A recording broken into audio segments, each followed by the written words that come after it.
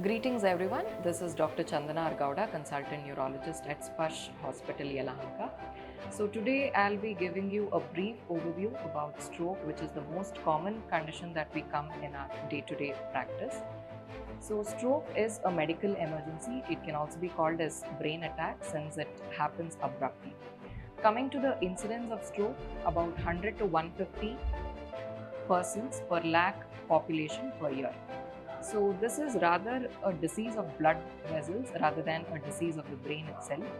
So basically there are two types of stroke. One is ischemic stroke, other one is hemorrhagic stroke. Ischemic stroke happens when there is a clogging of blood vessel leading to lack of blood supply to a particular region. And hemorrhagic stroke happens when a blood vessel ruptures leading to bleeding inside the brain, again leading to lack of blood supply. So about 80%, majority of the strokes that we see are ischemic type of stroke and rest 20% are hemorrhagic stroke. So coming to the symptoms of stroke, again can be easily remembered with a mnemonic called B FAST.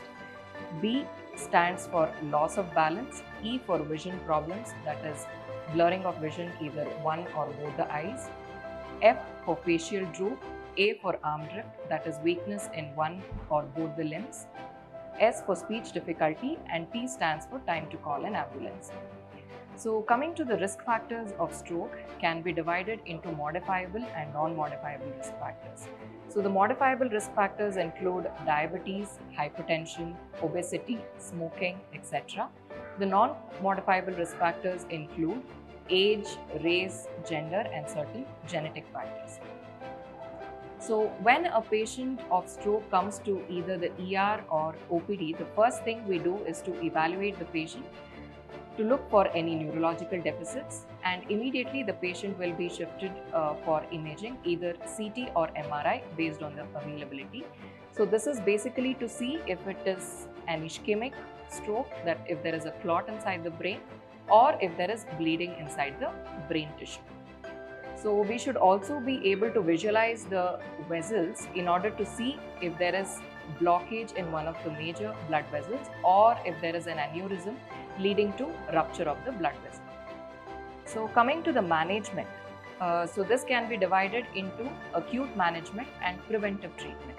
So in case of ischemic stroke, if the patient presents within 3 to 4.5 hours of symptom onset, a specialized injection called tissue plasminogen activator can be given in order to lyse the clot. And for hemorrhagic stroke, the mainstay of treatment would be control of hypertension and anti-edema measures. Coming to the preventive treatment for ischemic stroke, it is blood thinners. We usually start off with dual antiplatelets or two kinds of blood thinners, that is aspirin and clopidogrel, and statins in order to stabilize the plaque.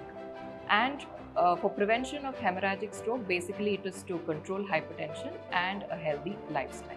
Thank you.